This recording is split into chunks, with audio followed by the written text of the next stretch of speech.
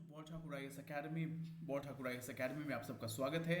And today is a very special day for us क्योंकि हम अभी एपीएससी के न्यू सिलेबस का पहला एग्जामिनेशन हो चुका है and we are going to cover the GS paper 4 ethics integrity and aptitude. So let's talk about today's paper. Ethics के सिलेबस को अगर हम ध्यान से देखें तो it has already been mentioned in UPSC and APSC syllabus as a clear cut indications दिए हुए हैं कि this paper will test the candidate's approach to the issues of integrity and probity while dealing with public life. It also tests the candidate's approach to problem solving and conflict resolution attitude. This paper may also have slight overlap with topics of governance and social justice subject from GS paper 2. But अगर देखा जाए तो overall this is an independent subject. Ethics को लेके बहुत सी अटकलें लगाई जा रही थी क्योंकि असम पब्लिक सर्विस कमीशन ने पहली बार सिलेबस चेंज किया था। सो let's talk about the answer. जिस तरीके से इवैल्यूएशन होता है उसको हम देख लेते हैं क्योंकि जनरल स्टडीज का के क्वेश्चंस का जो मार्किंग है वो बिल्कुल अलग तरीके से होता है। You must have clarity of thought, content relevance, context, conceptual clarity, dimension and interdisciplinary approach, examples and illustration, language competence, presentation, structure and objectives. But if you look at ethics के questions को अगर आप ध्यान से देखें तो यहाँ पे ethical competence, objectivity, pragmatism, conceptual clarity, usage of ethical keywords, application of ethical theories, example and illustration, presentation, structure, dimension, ethical language competence, ये तीन चीज़ें बहुत इंपॉर्टेंट हैं। Presentation, structure and dimension. अगर आप मेरे से पूछें as an educator I make sure कि presentation, structure and dimension gets a topmost priority while I evaluate the answer. मतलब as an educator, as an on behalf of Bal Thakur IAS, अगर मेरे पास कोई आंसर आता है तो मेरे लिए जो टॉप प्रायोरिटी है that is presentation, structure and dimension. इन तीन चीज़ों को मैं टॉप प्रायोरिटी देता हूँ। And then I go for the keyword ethical competence. कैसा है आपका? Objectivity, pragmatism, conceptual clarity, usage of keywords. So ये सारा इवैल्यूएशन जो एथिक्स के क्वेश्चन का है वो इसी तरीके से होता है। At the same time before we proceed further, 753 rule को हमेशा याद रखिएगा। हर एक क्वेश्चन जो जीएस पेपर में है 753 का मतलब ये हुआ कि 7 मिनट पर क्वेश्चन से ज़्यादा आपको लगाना नहीं है। कीवर्ड्स के बारे में 5 लाइन लिखने हैं और 3 डायमेंशंस कवर करने हैं हर एक क्वेश्चन में, हर एक टॉपिक के ऊपर। So 753 rule always remember. और मैंने अपने जीएस क्लासेस में, एथिक्स के क्लासेस में डिटेल्ड डिस्कशन किया है 753 रूल्स को लेके। Now let's talk about the question number 1। Law and ethics are two tools for controlling human conduct. Explain with example how the two differ in their approaches. Answer in 150 words. So ethics और law किस तरीके से एक दूसरे से अलग हैं? यहाँ पे देखिए लॉ है एंड एथिक्स है। यहाँ पे मैंने बस एग्जाम्पल दिया हुआ है, कंपैरेटिव एनालिसिस किया है लॉ एंड एथिक्स के बारे में। चलिए समझते हैं। अगर हम अगर आपको उस क्वेश्चन का आंसर न भी पता हो तो आपको एक बात तो क्लियर कट पता है that law is a kind of formulated by the government, formulated by the government of a state, government of a country, so that we can have a uniformity in terms of law, rules and regulation, which the citizens are ought to abide by, ought to follow those rules. And then ethics की बात करेंगे तो ethics हमारा moral obligation है। Ethics is about good and bad in a given society, in a given setup. So एक बार हम देखते हैं जीएस पेपर 4 एथिक्स के पेपर में ऐसा ही क्वेश्चन आया था। Differentiate between laws and rules, discuss the role of ethics in formulation of rules. 150 words, 15 marks का क्वेश्चन आया हुआ था। मैंने इसको सैम्पल मॉडल पेपर के तौर पे आपको ले लिया है कि पहले आपको 753 रूल को फॉलो करना है। पहले आपने एक छोटा सा इंट्रोडक्शन दिया। Rules are a set of instruments to help people living and working together. Law is a set of legal rules to protect society. And then laws and rules के बारे में, और यहाँ पे हमने उसको conclusion में लाके दे दिया है that ethics has an important role in formulating rules, formulating plans, formulating policy. अगर कोई पॉलिसी है और आपका directive principle of state policy ethical standards को ही मेंटेन करने की बात करता है जब आप पॉलिसी फॉर्मुलेशन करते हैं तो। Now let's talk about law and ethics. Law की बात करें so law is widely published, generally accepted and enforced through executive direction के थ्रू। आपके एग्जीक्यूटिव में कौन आते हैं? आपके काउंसिल ऑफ मिनिस्टर्स की हम बात करें सो काउंसिल ऑफ मिनिस्टर्स ये पॉलिटिकल एग्जीक्यूटिव हुए। और अगर आप अपने डिस्ट्रिक्ट लेवल पे देखेंगे तो हमारे ब्यूरोक्रेट्स जो होते हैं they are the executive authorities. Executive का मतलब ये होता है the authority which executes the government order और the decision of the government. So law is something which is generally accepted, formulated by the government, and that is enforced through law. Ethics की अगर बात बोले तो ये voluntary है and आपके internal obligation है. ये डिपेंड करता है कि हमारे फंडामेंटल ड्यूटीज में बहुत सी बातें लिखी गई हैं, such as respect national emblem, respect to national flag and all the resources of the country, shed practices derogatory to the dignity of women. So वो हमारे एथिकल एंड मोरल कंडक्ट में आ जाता है. So ethics is mainly voluntarily, जबकि law की बात करें तो that is enforce through law. यहाँ पे मैंने कंपैरेटिव एनालिसिस किया है, contrast of law and ethics. Law is described by formal written document, जबकि ethics is an unwritten principle. Interpreted law is interpreted by court, whereas ethics is interpreted by each individual. और ये आपके individual makeup, आपके mental makeup पे depend करता है कि कौन से इंसिडेंसेस को आप किस पर्सपेक्टिव में लेते हैं, क्योंकि आपके पीछे आपकी अपब्रिंगिंग है, आपकी सोशल कंडीशनिंग है, आपका एकेडमिक करियर है, आपका पास्ट है, आपका इंडिविजुअलिज्म है. Law is established by legislature representing all people, and ethics is presented by philosopher, religion, professional groups, and your faith system. And law is applicable to everyone, whereas personal ethics is a personal choice. You follow it or you don't follow it. Law gives priority determined by courts if two laws conflict. जबकि ethics में priority determined by an individual if two principles come in collision with each other. Law की बात करें तो court is the final arbiter of the law, whereas ethics में कोई भी external orbiter नहीं है. ये आपका मॉरल कॉम्पास है, ये आपका मोरल है, स्टैंडर्ड है, ये आपका वैल्यू सिस्टम है, ये आपका बिलीफ सिस्टम है जो आपके एथिक्स को स्ट्रेंथन करता है. Law is enforceable by police and courts, and ethics को इन्फोर्स करने के लिए बहुत ही लिमिटेशंस है हमारे पास. I mean how can you enforce? हमारे पास बहुत से रूल्स एंड रेगुलेशंस हैं, हमारे पास बायोडाइवर्सिटी एक्ट है, हमारे पास हम फंडामेंटल ड्यूटीज़ हैं, प्रेम्बल की बातें हमने की है. But again, do we pay attention when we throw our garbage in our rivers? Do we pay attention when we urinate on the roadside? Do we pay attention while spitting in the street or in the corner of the street or in the corner of the building? So ethics is about, it's much more about individual choices and preferences.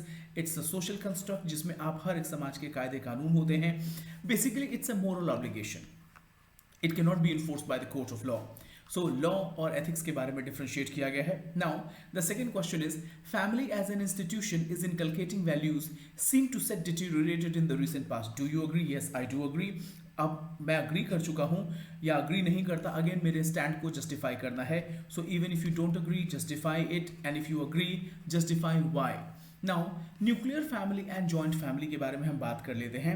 Nowadays nuclear family has become the norm. Globalisation के दौर में एक सबसे बड़ा जो challenge हमें देखने को मिल रहा है वो है हमारे न्यूक्लियर फैमिलीज, और जॉइंट फैमिली का कॉन्सेप्ट डिटीरियोरेट होता चला जा रहा है. जब जॉइंट फैमिली का कॉन्सेप्ट डिटीरियोरेट हो रहा है तो हमारे वैल्यू सिस्टम भी डिटीरियोरेट होते हुए दिख रहे हैं. इसी बात को इस क्वेश्चन में पूछा गया है. नाउ न्यूक्लियर फैमिली क्या है? Nuclear family consist of two parents and their children. हम दो, हमारे दो. एक स्मॉल फैमिली होती है. न्यूक्लियर फैमिली में बोथ प्रॉस एंड कॉन्स हैं. And nuclear family will enjoy privacy. एक छोटी फैमिली होती है जिसमें बहुत ईजिली आप रह सकते हैं, बट कुछ नेगेटिव एंड पॉजिटिव हर चीज़ के होते हैं. So let's talk about the joint family and nuclear family के एडवांटेजेस देख लेते हैं. Joint people have more people to seek more support in case of crisis. Joint family is more wealthy as more earners are in place. They have affection and love between the family members. More persons are there to enjoy the life of society, social life. आपके पास हंसने के लिए, बोलने के लिए बहुत से लोग हैं. Youngsters who prefer social life with better support system prefer joint families. Learn about importance of different relations in our lives and be more accepting of people and their different natures. क्योंकि आप जब एक joint family में रहते हैं तो आपके social skills बहुत अच्छे होते हैं, आप बहुत ही compassionate होते हैं, आपके people skills बहुत अच्छे होते हैं. You become very compassionate, you become very humane, you become very cooperative, you become very caring, and you develop the habit of caring and sharing. But nuclear families में इन सारे value system का deterioration होता हुआ दिखता है. Nuclear family make members of the family more responsible. Nuclear family provide more privacy. Small family, less financial needs. They have less quarrels and personal vendetta, so less problems. सास बहू की लड़ाई से मुक्ति मिल जाती है. ननद और देवर और देवरानी के झगड़ों से मुक्ति मिल जाती है. Youngsters prefer freedom and less restriction. Choose nuclear family. Avoid stress in discomfort. But एक सबसे बड़ा प्रॉब्लम क्या है कि in case of crisis, in case of emotional or any other crisis, you do not have that support system जो आप joint family में enjoy करते हैं. मैं एक बात कहना चाहूँगा, एथिक्स के पेपर को अगर आप देखें तो एथिक्स के लिए आपको बहुत ज़्यादा पढ़ने की ज़रूरत नहीं है। मैं ये बोलूँगा कि जब तक एथिक्स के सब्जेक्ट को अपनी डे टू डे लाइफ से आप अप्लाई नहीं करेंगे, उसको इंटीग्रेट नहीं करेंगे, आप एथिक्स के क्वेश्चन को सॉल्व कर ही नहीं सकते। और इस बार का पेपर भी ऐसा ही कुछ है। डिसएडवांटेजेस की बात कर लेते हैं। Nuclear family is more likely to become isolated from their extended family members. Nuclear family में बच्चे बहुत सोशल नहीं होते, उनके सोशल स्किल्स अच्छे नहीं होते, do not mingle with them, health के प्रॉब्लम्स हैं, या फिर उनका जो सोशल स्किल होता है वो बिल्कुल भी डिप्लीटेड होता है। The feeling of safety and security is lacking among the members of nuclear family. Family members, particularly mothers, may have tendency to burn out from attempting to meet every person's need alone. So यहाँ पे जो support structure होता है, आपकी चाची हैं, आपके चाचा जी हैं, आपकी मम्मी हैं, आपकी नानी हैं, ये सब लोग एक सपोर्ट सिस्टम की तरफ काम करते हैं। बट न्यूक्लियर फैमिली में वो सपोर्ट सिस्टम खत्म हो जाता है, जो एक शॉक अब्जॉर्बर की तरह काम करता है। Nuclear families can begin to develop like-minded thinking, which will lead to fewer arguments within the family unit, but it will make them feel isolated from the main society, and और ये उनके value system को change करेगा, उनके preferences को change करेगा, उनके behaviour को चेंज करेगा। So these are some advantages and disadvantages according to the family. मुझे ऐसा लगता है yes, the value has been deteriorated, so I agree with it, और मैंने अपना स्टैंड जस्टिफाई किया है। आपका जो भी स्टैंड हो मुझे जरूर बताइएगा। Now the question number 3, discuss the importance of the values of empathy, tolerance and compassion for a bureaucrat in his/her attitude towards weaker sections of the society. Do such values contradict the attitude of impartiality and non-partisanship expected from a civil servant? नहीं, मेरा बिल्कुल भी ऐसा नहीं मानना है कि compassion, empathy, tolerance and compassion का जो वैल्यू सिस्टम है, का जो values of empathy, tolerance and compassion एक ब्यूरोक्रेट को एक और भी ह्यूमेन ब्यूरोक्रेट बनाता है, एक और भी कंपैशनेट ह्यूमन बीइंग बनाता है, एक और पीपल्स पर्सन बनाता है एक ब्यूरोक्रेट को। और एक ब्यूरोक्रेट की ये सारी क्वालिटीज नॉन नेगोशिएबल हैं। अगर ये क्वालिटीज आप में हैं, you will become the finest officer of the government of India और the government of any of the state. Now इन सारे वैल्यू सिस्टम के कहीं भी कोई कॉन्ट्राडिक्शन नहीं है आपके इम्पार्शियलिटी एंड नॉन पार्टिजनशिप से। So empathy, tolerance, compassion as a human value, they will not come in conflict with your impartiality and non-partisanship attitude. So this is what my point is. मैंने यहाँ पे foundational values of civil services mention किए हुए हैं। Then someone in distress, empathy, sympathy and compassion की हमने बात की है। एम्पैथी का मतलब बताया है, सिंपैथी का मतलब बताया और कंपैशन के बारे में बात किया है। Compassion and tolerance are not a sign of weakness but a sign of strength. Team, what was the question? The question was, क्या values of empathy, tolerance and compassion will come in conflict या contradict the attitude of impartiality and non-partisanship? बिल्कुल भी नहीं, क्योंकि values of empathy, tolerance and compassion, this is not a weakness, this is the strength and character supremacy of a bureaucrat, जो आपको हजारों लाखों bureaucrats में अलग खड़ा करता है, and they will never contradict the attitude of impartiality and non-partisanship. So empathy, sympathy and compassion and tolerance, they are not a sign of weakness, they are the sign of a strength. और इस तरीके से impartiality and non-partisanship के बारे में mention किया हुआ है। Impartiality ensures equality without any bias or prejudices, और compassion, tolerance and empathy that does not promote any kind of prejudices and biasness. Impartiality is required to avoid corruption and favoritism. Impartiality का मतलब ये है willingness to work without prejudices or biasness with the person of all religion, reasons and cultures. तो मुझे एक बात बता दीजिए कि इन सारे टॉपिक्स में impartiality या फिर हम equality की अगर हम बात कर रहे हैं, सो कहाँ से आपको ऐसा लगता है कि empathy, tolerance and compassion will contradict this value system, this attitude? So ये बिल्कुल भी contradict नहीं करता है. In fact, they support each other. They complement each other. आपका जो वैल्यू सिस्टम है एम्पैथी, टॉलरेंस एंड कंपैशन का, ये आपको एक सोने पे सुहागा जैसा है, आपके impartiality and non partisan attitude को और भी प्रमोट करता है. Now let's move on to next question. Civil service today work in an environment beset with numerous problems and challenges. What is the role of emotional intelligence in guiding administrators to handle these situations? So emotional intelligence के बारे में पहले समझते हैं. Self awareness, empathy, motivation, self regulation and social skills, these are the dimensions of emotional intelligence. Now let's talk about emotional intelligence आपको किस तरीके से मदद करता है सोशल कॉन्फ्लिक्ट को हैंडल करने में. यहाँ मैंने डायमेंशंस मेंशन किए हैं: self management, empathy, social skills, motivation, self awareness, relationship skills and self regulation. These are the dimension जिसका आप डायग्राम बना सकते हैं. आगे, emotional and social intelligence leadership competence. एक लीडर के लिए इमोशनल इंटेलिजेंस बहुत इंपॉर्टेंट है क्योंकि ये उसको सेल्फ अवेयर कराता है, सेल्फ मैनेजमेंट सिखाता है, सोशल अवेयरनेस देता है और रिलेशनशिप मैनेजमेंट को प्रमोट करता है. सो ये सारे emotional intelligence is a sine qua non, is non negotiable trait of every civil servant. ये आपको self awareness, emotional self awareness, self management, emotional self control, adaptability, positive outlook, achievement orientation and empathy, organisational awareness, relationship management, इन सब में आपको promote करता है, सब में आपको सपोर्ट करता है, आपके स्किल सेट को शार्प करता है. सो इमोशनल इंटेलिजेंस के बारे में फिर से क्वेश्चन देखेंगे. Civil service today work in an environment beset with numerous problems and challenges.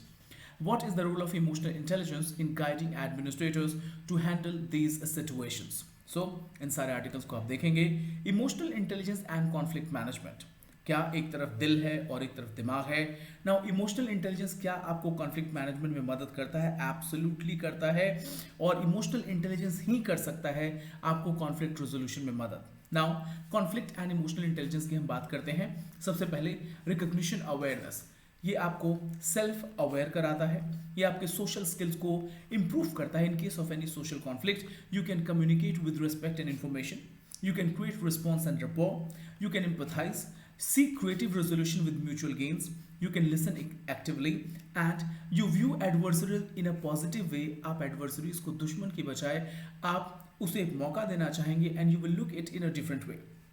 उसके अलावा आपके इमोशनल इंटेलिजेंस का बेनिफिट क्या है? It helps you build relationship, establish long term connections, handle conflict practically and strategically, negotiate fairly and responsibly, follow up on understandings and agreements and yield to change. ये कुछ positivities हैं जो conflict management और emotional intelligence के बीच bridge का काम करते हैं. सो emotional intelligence but obviously is a tool जो कि आपको एक काबिल एडमिनिस्ट्रेटर बनाता है. Question number 5. You must be the change you want to see in the world, Mahatma Gandhi once said. Discuss the role of administrators as initiators of positive change in society with the regulatory framework of administration, with one's conscience as a source of ethical guidance. Answer in 150 words. एक बार देखते हैं क्या है ये. मैंने अपने PDF में शेयर किया हुआ है रोल मॉडल्स मैंने शेयर किए हुए हैं. Kindly look into it. Role models में मैंने राज यादव IAS जिन्होंने सिक्किम के 5 विलेजेस को अडॉप्ट किया और 7,500 लाइव्स को ट्रांसफॉर्म किया. उसके अलावा हमने Shashanka Ala madam fighting malnutrition in Mizoram, and उसके अलावा हमने Sandeep Nanduri launch the cafe which is run exclusively by differently abled person. Then Aamir Athar Khan IAS fighting child marriage and revamping education in Bhilwara Rajasthan. So ये कुछ आर्टिकल्स मैंने. उसके अलावा अवनीश सरन IAS, इन्होंने बाइक एम्बुलेंसेज अरेंज किए ट्राइबल डोर स्टेप पे, रिड्यूसिंग मेडिकल कॉस्ट बाय 90%.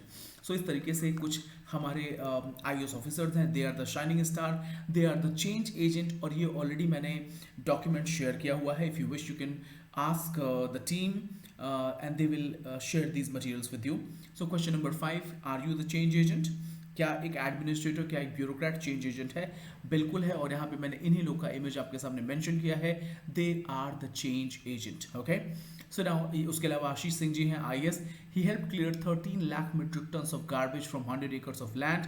और इसके साथ ही इंदौर को स्वच्छ भारत सर्वेक्षण में बहुत ऊंचाई तक लाके खड़ा कर दिया.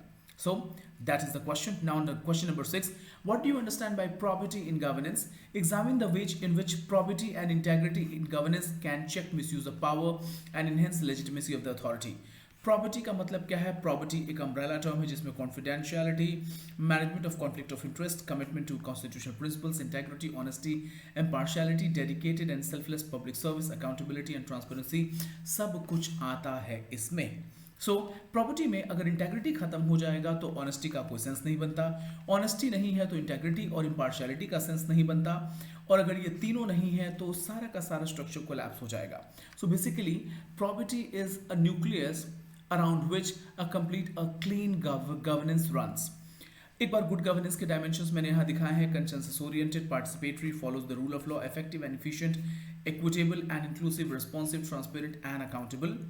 साइलेंट, उसके अलावा मैंने प्रॉपर्टी से related Nolan justice Nolan committee का एक रिपोर्ट आया हुआ था जिसमें silent principles of probity by Nolan Committee report: selflessness, accountability, honesty, integrity, transparency, confidentiality, objectivity, openness and management of conflict of interest मैंने mention किया हुआ है।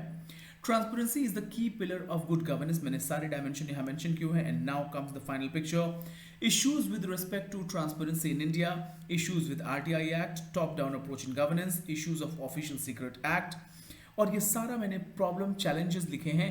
Now comes accountable, now comes institution mechanism that promote accountability, right.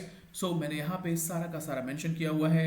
People through election, RTI act, citizens oversight committee, civil society, watchdog bodies, service delivery surveys, citizen charters, integrity pact, citizen report cards, these are some of the mechanism through which we enforce and we ensure property in governance. So ये पूरा dimension आपको दिया हुआ है, सारा readymade material आपके पास होगा। And this has been made with love by Shashank Shekhar Roy. अब हम आगे चलते हैं क्वेश्चन नंबर 7 में। Examine the extent to which corruption possesses a challenge to development of a proper work culture and acts as a hindrance to the delivery of public services. Answer in 150 words. Now, पहले हम चलते हैं corruption किस तरीके से हमारे development को रोकता है। Now, effects of corruption. पहला है you will have weak states, insecurity and poor development in the country. Now corruption के ill effect क्या है? Undermines investment and economic growth, decreases the resource availability for human development goals, deepens the extent of poverty, subverts judicial system and undermines the legitimacy of the state. It can devastate the entire economic, political and social fabric of a country. Urgent need to create a zero tolerance for corruption. So ये corruption के कुछ इल effect हैं जो किसी country के development को impede करते हैं। मैंने एक और आर्टिकल यहाँ मेंशन कर दिया है, corruption and development, what are the main causes and cost of corruption. क्या करप्शन का कोई कॉस्ट है, क्या हम उसे क्वांटिफाई कर सकते हैं? This document has been taken from Transparency International India. इस डॉक्यूमेंट को आप पढ़ेंगे और आप समझ पाएंगे कि करप्शन का क्वांटिटेटिव अमाउंट कितना है, उसका एक कॉस्ट ऑफ करप्शन क्या है। Question number 8, ethics and effective leadership is a cause and effect relationship. आपको लगता है ऐसा? Do you think that ethics और इफेक्टिव लीडरशिप, आपको लगता है कि लीडरशिप के लिए एथिक्स जरूरी है? In the words of Plato, he gave the political philosophy, right? According to Plato, there is a combination. If there is a politics, there must be ethics along with it. Whereas Machiavelli का कहना है कि ethics and politics cannot stand together, cannot go in hand in hand. यहाँ पे खैर उस मुद्दे में नहीं जाते हैं. We will talk about ethics and effective leadership. क्या ये cause and effect relationship है? इसका मतलब ये है कि क्या ethics effective leadership के लिए ज़रूरी है या effective leadership ethics के लिए ज़रूरी है? Enlist some requirements of leaders which will help them to capitalize on their ability to influence ethical conduct. वो कौन कौन से activities हैं जिसके through politicians can influence ethical conduct among the masses, among the department, among the ministries they are in. सबसे पहले effective leadership के बारे में बात करते हैं. Effective leadership क्या होता है? पहली बात यह है, you are people oriented, you are full of integrity, you are ethically guided in every decision that you take, you have a concern for sustainability, you are fair and you love to share your power, you love to delegate responsibilities.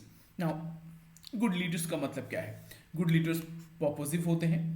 They look at the goal that society deems fitting. They take care of the society before making any plan or implementing any plan. They are effective. They perform now and build for future. They perform now and build for future. They are ethical and they are utmost, the topmost attention for them is to satisfy themselves that yes, they have done a good work. So ये मैंने कुछ dimensions दिए हैं effective leadership के लिए. Question था, is ethics and effective leadership a cause and effect relationship? Yes, it is. I justify it. Question number 9, how are self-accountability and external accountability related to achievement of ethical standards are public administration? In public administration, पहली बात तो ये है कि self accountability और external accountability, ये word मैंने सुना नहीं था अभी तक. I know only about accountability. I know only about accountability. इसके बारे में मैं जानता हूँ. And I know about responsibility. सो मुझे ऐसा लगता है कि डेलिबरेटली कुछ वर्ड्स को ट्विस्ट कर दिया गया है और आपको कंफ्यूज करने के लिए. I want you to remain stick to responsibility and accountability. चलिए देखते हैं रिस्पॉन्सिबिलिटी क्या है। रिस्पॉन्सिबिलिटी आपकी ड्यूटी है जिसको आप 9 to 5 जॉब करके चले आना चाहते हैं, वेर एज अकाउंटेबिलिटी को आप अपनी रिस्पॉन्सिबिलिटी लेते हैं, एक ओनरशिप लेते हैं। आप सिर्फ टाइम पास करने के लिए 9 आवर्स ऑफिस में स्पेंड नहीं करते, but you spend every second judiciously, you take your ownership. Company का काम आपका अपना काम है, and you never try to bypass the system. Responsibility can be shared and done since it is imposed upon you. Responsibility impose हो सकता है, लेकिन अकाउंटेबिलिटी एक ओनरशिप है, आप इनिशिएटिव लेते हैं and you become a go getter. There is no liability but accountability, you are blameworthy for mistake. जब आप किसी चीज़ की रिस्पॉन्सिबिलिटी लेते हैं, अकाउंटेबिलिटी लेते हैं, तो आपको अगर कोई काम गलत भी होता है तो यू विल नॉट से कि ये मेरा काम नहीं है। You will take the responsibility, you will take the blame for anything that has gone wrong, and you will not take the limelight and the credit what has been done good, right? So ये responsibility and accountability का basic difference है। Now self accountability flow में मैंने mention किया है what are my behavior। जो self accountable leaders है, they are these question, what were my behaviors that created harm, what impact did my behavior potentially have on others, what has the persons who have been harmed say they need from me to address the harm if anything। ये कुछ question है जो self accountability के norm में आते हैं। Now इन सारे क्वेश्चंस को ज़रा ध्यान से अगर आप देखेंगे तो आपको अंदाज़ा लगेगा self accountability, in fact responsibility and accountability को मैं पढ़ाता हूँ, लेकिन ये मुझे ऐसा लगता है कि deliberately self accountability and external accountability को मेंशन किया गया है just to make a twist in the statement. बाकी मैंने कवर किया। Question number 10, what do you understand by the term voice of conscious, how is it different from crisis of conscious. Narrate one incident to show the crisis of conscious. Team एक incident को narrate करना पड़ेगा। ये आपकी personal life से भी हो सकता है और ये आपके प्रोफेशनल लाइफ से भी हो सकता है। सो वॉइस ऑफ कॉन्शियस यानी अंतरात्मा की आवाज़, और क्राइसिस ऑफ कॉन्शियस यानी विवेक का संकट। चलिए देखते हैं क्या है। कुछ कोट्स मैंने मेंशन किया है। Conscious is the authentic voice of God to you. ये आपके ज़मीर की आवाज़ है, आपकी अंतरात्मा की आवाज़ है। आप पूरी दुनिया से भाग लीजिए, बट आप अपने ज़मीर से, अपने कॉन्शियस से भाग नहीं सकते। आपका मन अगर आपने कुछ गलत किया है तो आपको कचोटता रहेगा। नाउ कुछ और कोट्स मैंने मेंशन किया है to make you clear the concept of conscious, voice of conscious and crisis of conscious. सबसे पहले कॉन्शियस की बात करते हैं, अंतरात्मा, ठीक है। अंतरात्मा, voice of conscious and crisis of conscious. अंतरात्मा की आवाज़ और विवेक का संकट, जब आपका कॉन्शियस, आपकी अंतरात्मा किसी नतीजे पे नहीं पहुंचती है, that is known as crisis of conscious. So कुछ और, there is a higher court than courts of justice and that is the court of conscious, it supersede all other courts. और ये महात्मा गांधी ने लिखा है। गौतम बुद्धा के कोर्ट अगर कॉन्शियस पे ना आए तो फिर अच्छा नहीं लगता। सो ये मैंने कुछ कोर्ट मेंशन किया है। Now let's talk about crisis of conscious. Team पहला क्या था, वॉइस ऑफ कॉन्शियस, और दूसरा क्या है, क्राइसिस ऑफ कॉन्शियस। तो अर्जुन का जो कंडीशन आप देख रहे हैं, this is the Kurukshetra battlefield. Kurukshetra के मैदान में अर्जुन जो है वो घुटने के बल बैठ जाते हैं, अपना गांडीव जमीन पे गिरा देते हैं और वो हाथ जोड़ के कृष्ण भगवान से कहते हैं, हे कृष्ण, मैं अपने लोगों का वध नहीं कर सकता मुट्ठी भर जमीन के लिए। उसके बाद से कृष्ण भगवान बिल्कुल शॉक्ड हो जाते हैं, समझाते हैं, और कृष्ण को समझाने के लिए उन्हें दशावतार रूप विष्णु भगवान का धारण करना पड़ता है। So please try and understand crisis of conscious का मतलब क्या है कि आपकी बुद्धि, विवेक क्षमता खत्म हो जाती है, आप किसी डिसीजन को नहीं ले सकते। और इसीलिए कहते हैं कि विवेक, बुद्धि, और आपके इस क्वेश्चन में पूछा गया है crisis of conscious at voice of conscious. So पहला वॉइस ऑफ कॉन्शियस है, यानी अंतरात्मा की आवाज़ है जिसको आप इग्नोर नहीं कर सकते, इससे आप भाग के कहीं नहीं जा सकते, ये आपको कचोटता रहेगा अगर आपने कुछ अनएथिकल बिहेवियर किया है तो। नाउ क्राइसिस ऑफ कॉन्शियस, जब आप किंग कर्तव्य विमूढ़ हो जाते हैं, कंफ्यूजन में आ जाते हैं, क्या करें और क्या ना करें। Now differentiate between personal ethics and professional ethics. Is there a scope for conflict between them in the conduct of professional duties? बिल्कुल है, पर्सनल और प्रोफेशनल एथिक्स में कॉन्फ्लिक्ट के पूरे चांसेस होते हैं, but as an able administrator you must have the discipline to differentiate between what are your personal beliefs, your personal ethics, and what are professional ethics. चलिए, personal ethics में ये individual पे depend करता है, it differs from one individual to another individual, और ये differ करता है आपके religion, sin, virtue, learned from parents, teacher, clergy, role models, an unwritten code of conduct, इसको आपको कोई लिख के नहीं देता। हमारे बचपन से क्या हमने ऐसा लिख के मतलब मम्मी पापा ने कभी कॉपी पे लिखवाया तो नहीं, हमसे कोई बॉन्ड तो नहीं साइन कराया। तो ये आपके पर्सनल एथिक्स है। Professional ethics, ethics organisational code of conduct है, right, they are enforce throughout the organisation and everyone is suppose to follow. तो आपका पर्सनल एथिक्स कुछ भी हो, अगर प्रोफेशनल एथिक्स है, वेदर यू लाइक इट और not, you have to follow it, क्योंकि आपके पास और कोई रास्ता नहीं है। Law, crime and punishment, learn from management, team leaders, coworkers. ये रिटन कोड ऑफ कंडक्ट होता है एंड ये प्रोफेशनल कमिटमेंट को प्रमोट करने के लिए बनाया जाता है। सो this is a basic difference between personal and professional ethics. And हाँ, बिल्कुल ही कॉन्फ्लिक्ट आ सकता है, कॉग्निटिव डिसोनेंस जिसको हम बोलते हैं। We use a word cognitive dissonance, we have a word cognitive dissonance. Cognitive dissonance का मतलब क्या है कि आपकी कथनी और करनी में दिल कुछ और कहता है, दिमाग कुछ और कहता है, and there is a conflict in your mind. So personal and professional ethics में कॉन्फ्लिक्ट बहुत लाजमी सी बात है, and this is what we have to practise. यहाँ पे मैंने सारा डेटा, सारा कंपैरेटिव एनालिसिस दिया हुआ है आपके लिए। Question number 12, how can an impartial and non-partisan public service help in proper administration of a democratic government? Give your own reasons to substantiate your answer. बिल्कुल पहली बात तो ये है कि जो पहला स्टेटमेंट है, जो पहला क्वेश्चन है, that is a simple one. Give me one moment.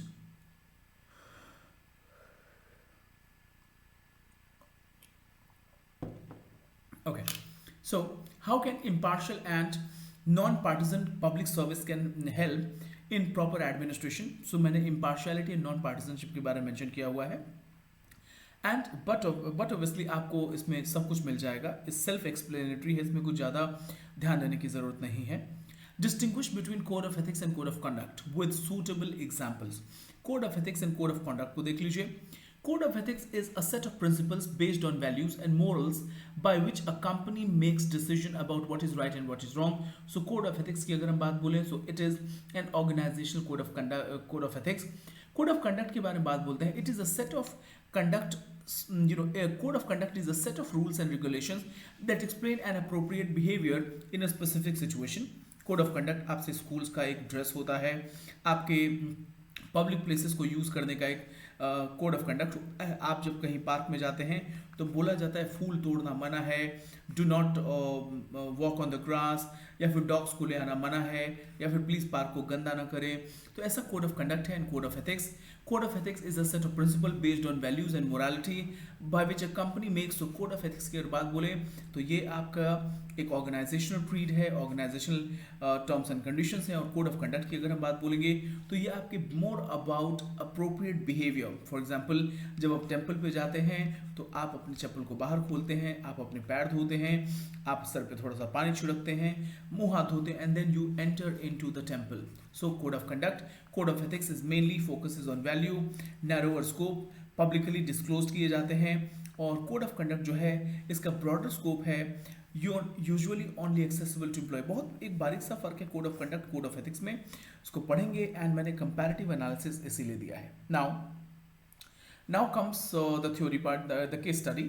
Question number 14 में there is a flute and 3 children are claiming it. तीनों बच्चे क्लेम कर रहे हैं। इसमें पहला बच्चा जो है उसने बांसुरी को बनाया हुआ है और उसका कहना है कि चूंकि मैंने बांसुरी को बनाया है so I should get it. The second child says that मैं फ्लूट बहुत अच्छी तरीके से बजा सकता हूँ तो मुझे मिलना चाहिए क्योंकि मैं ही इसका असली यूज कर सकता हूँ। तीसरा बच्चा कहता है कि children are rich and I am poor, मैं गरीब बच्चा हूँ, बाकी लोग के पास तो और भी ऑप्शन हैं, ऑल्टरनेटिव ऑप्शंस हैं अपने आप को एंटरटेन करने के लिए, सो ये फ्लूट मुझे मिलना चाहिए।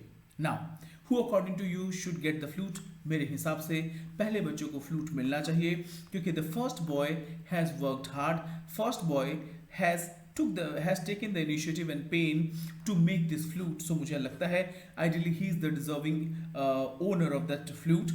What are the ethical issues in this matter? अगर देखा जाए तो एक dilemma है, whom should we give? Because the second one is the competent one in terms of skill, बांसुरी बजा सकता है, and the third one, the boy is the poor. लेकिन अगर हम देखा जाए ऑब्जेक्टिविटी के पर्सपेक्टिव से देखें, ऑब्जेक्टिव प्लेटफॉर्म पे, तो पहले बच्चे ने इसको हार्ड वर्क किया हुआ है एंड और he is the real deserving candidate, he is the real owner of this flute. So अगर उसने अपनी मेहनत करी है और एक फ्लूट वो ओन करना चाहता है, so there is nothing wrong, he rightly deserves it. Now the second child claims it as an entitlement. Second child claims it as an entitlement. चूंकि मैं बजा सकता हूँ, so I'm the one who needs to get it, which is a wrong thing. The third one has not done anything wrong, but he is making poverty as his ground. चूंकि मैं गरीब हूँ तो मुझे ये बांसुरी मिलना चाहिए. He wants to get the benefit of sympathy and empathy so that he can get an access to the bansuri flute, whereas that is not justified. He has not done anything. The second boy has not done anything. The third boy has not done anything. In fact, the first boy has done the hard work to make this flute. So मुझे ऐसा लगता है that first one is the right deserving candidate for this. Now you are the head of the irrigation department in a district and entrusted with responsibility of construct and maintain canal in district. District is drought prone and irrigation activities are very scanty. Reputation of department is dented by scam. Few employees were caught red-handed while taking bribe. Now, what step would you take the welfare of this district? Give some suggestions by which reputation and prestige of the department can be restored. So the first thing is कि आपका ये drought prone area है. क्या है? ये drought prone area है. So come what में corruption है, करप्शन रहेगा, लेकिन करप्शन को आपको इसको हम हैंडल करेंगे. But first and foremost thing is कि चाहे जो भी हो, पास्ट में एम्प्लॉयज पकड़े गए हों, रेड हैंडेड पकड़े गए हों, करप्शन का बोलबाला रहा है, but keeping in mind the drought prone area irrigation services are scanty, so you will with immediate effect you will take the faith, you will take the confidence of the local people and you will take the initiative to build that canal. जो past में हुआ वो past में हुआ. First and foremost thing, you will not stop the work of the canal. At the same time, how to bring back the reputation and prestige of the department. Take action, take immediate action if the action has not been taken. but इस case में already रंगे हाथ पकड़े गए हैं, इसका मतलब ये है the action has already been taken. इसको हम ट्रस्ट डेफिसिट कहते हैं. अगर हमें पब्लिक में हमारा ट्रस्ट खत्म हो गया है तो हमें उस ट्रस्ट को गेन करने के लिए सबसे पहले ऑल स्टेक होल्डर्स को इन्वॉल्व करना होगा.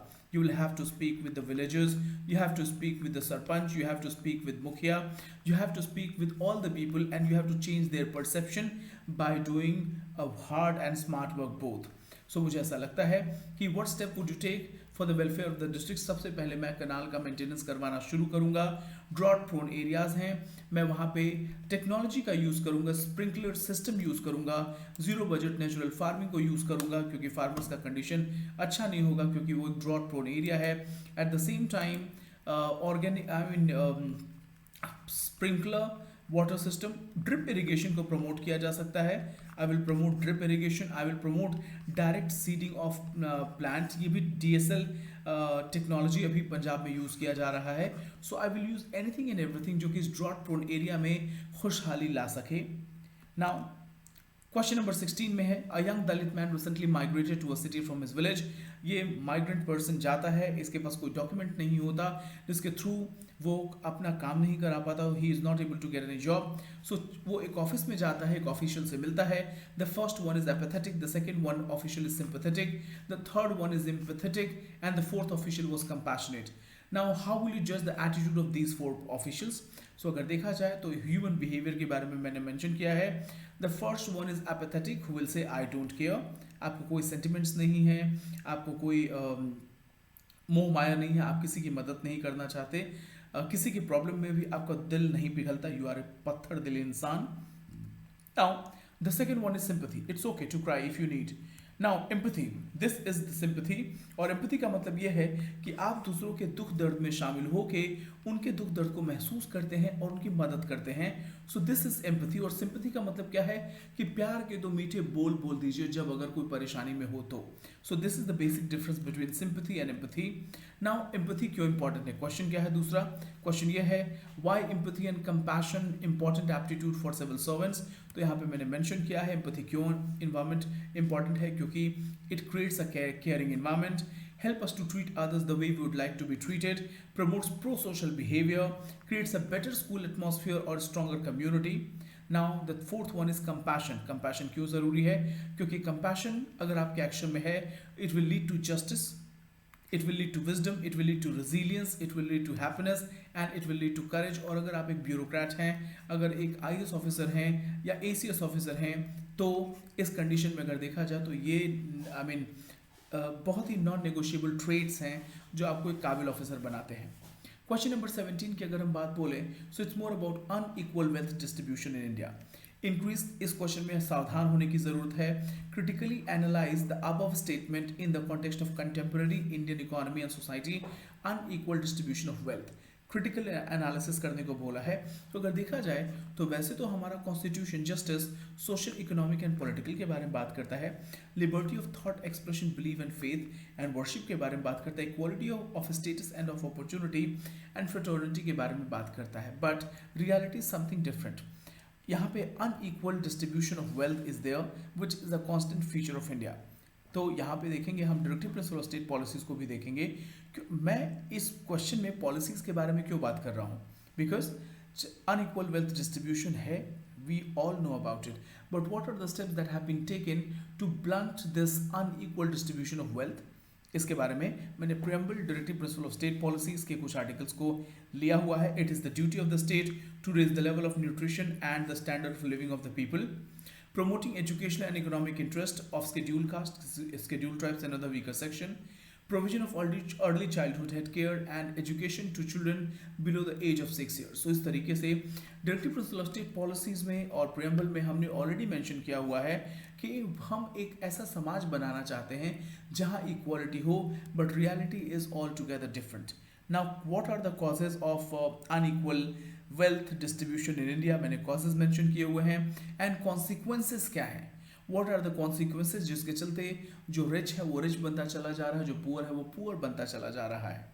Now look at this article. ये आर्टिकल यूएनडीपी से लिया गया है और यूएनडीपी ने अपने स्टेटमेंट में, अपने रिसर्च में ये मेंशन किया है, रिवील किया that significant inequalities across Indian states impact human development outcomes and that considerable gains are possible by reducing the extent of inequality in other dimensions of human development। So basically अगर देखा जाए तो हम यहाँ पे human development के बारे में बात कर रहे हैं। क्वेश्चन क्या था हमारा? क्वेश्चन ये था कि increase national wealth need not mean increase in per capita income of all the citizens। So equitable distribution के बारे में, unequitable distribution के बारे में बात बोला गया है। यह मैंने कुछ डेटा मेंशन किया है। The first ever study by UNDP reveals that significant state level inequalities impact human development outcomes. State loses 43% of HDI due to educational inequality, 34% due to health inequality. Considerable gains possible by reducing extent of inequality. Now question number 8 के बारे में दिया हुआ है ये 250 words में। A civil servant, you are in charge of a government housing construction project which aims to provide housing। इस question में सिंपल सी बात क्या है कि आपके पास ऑप्शंस क्या क्या अवेलेबल हैं। सबसे पहली बात यह है कि आपके पास दूसरा कोई स्पेस नहीं है। दूसरी बात क्या है कि इसको लोकेट करने के अलावा और कोई आपके पास चारा नहीं है। So what we can do, आपने सुना होगा ex situ conservation and in situ conservation. एक बार देखते हैं क्या है। नेचर इन सीटू कंजर्वेशन का मतलब क्या है? आपका वाइल्ड लाइफ सेंचुरी है, नेशनल पार्क है, बायोस्फीयर रिजर्व है। Ex situ conservation seed bank है, जू है एंड बोटानिकल गार्डन है। तो अगर यहाँ पे देखें तो यहाँ पे एक हाउसिंग सोसाइटी बनाने की बात चल रही है एंड इंडेंजर्ड स्पीशीज है। टीम इस बात को समझिएगा, इंडेंजर्ड और एंडेमिक में डिफरेंस है। टीम, इंडेंजर्ड और एंडेमिक में डिफरेंस है। इंडेंजर्ड का मतलब यह है कि रिस्क फैक्टर है, इनका पॉपुलेशन कम हो सकता है, एपिडेमिक और डिजीज का इंपैक्ट हो सकता है, या पोचिंग या हंटिंग के चलते इनका पॉपुलेशन ड्विंडल हो रहा है। एंडेमिक का मतलब यह है कि ये सिर्फ यहीं पे पाया जाता है, जैसे पिग्मी हॉग। पिग्मी हॉग जो है वो एंडेमिक है टू काजीरंगा नेशनल पार्क, या rhinos are endemic to Kaziranga national park. So इन चीज़ों को देखा जाए तो इसमें जो इंडेंजर्ड स्पीशीज हैं, they are not endemic, they are endangered. So अगर दे आर इंडेंजर्ड, सो उनको ओपन में रखने के बजाय we will keep them for ex situ conservation, right. We will go for ex situ conservation, ताकि वहाँ पे हम इनको ट्रांसलोकेट कर सकें, क्योंकि लोकेशन सिर्फ हमारे पे एक है, हमारे पास एक ही है। We have no alternative land parcel available for making cost effective houses for EWS, means economically weaker section of the society. Question number 19. People are good only because they fear punishment and hope for reward. Then we are sorry indeed. Albert Einstein. Examine the essence, determinants and consequences of ethics in human action in the light of above statement. So यहाँ पे मैंने dimensions of ethics mention किए हैं, meta, prescriptive, descriptive and applied ethics. उसके बाद से action of human, यहाँ पे question क्या है, ethics की बात की गई है, ethics examine its essence, determinants and consequences of ethics in human action in the light of above statement. सो ये आर्टिकल को आप देखेंगे and I mention every dimensions. So इस तरीके से आपका आज का क्वेश्चन 19 क्वेश्चंस का डीप एनालिसिस क्लियर होता है. यूपीएससी एपीसी के रेगुलर कोर्स को अगर आप ज्वाइन कर सकते हैं तो 10% डिस्काउंट को 7 मार्च तक अवेल कीजिए and get a fantastic concession of 10%. और उसके अलावा आज का सेशन फिनिश होता है. Will meet you again. And अगर आपको ये एपीएससी मेंस 2022 का एनालिसिस अच्छा लगा हो तो ज़रूर बताइएगा. Once again thank you for joining बॉ ठाकुर आईएएस अकेडमी.